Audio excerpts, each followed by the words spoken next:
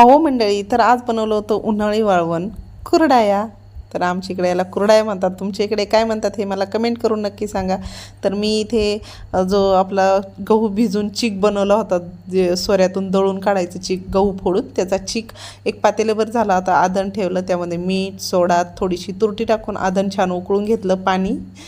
तर याचं माप असं आहे, एक पातेल्याला 3 पातेले पाणी टाकलं होतं.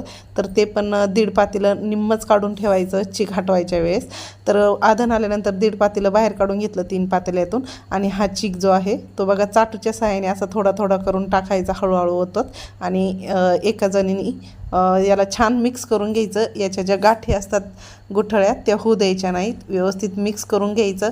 हलवत राहायचं म्हणजे मग त्या एकदम व्यवस्थित असा चीक मिक्स होतो आणि छान एक अर्ध्या तासात मस्त चीक शिजला जातो आणि छान गरम गरम अशा कुरड्या घालून घेतल्या. बघा, सबस्क्राईब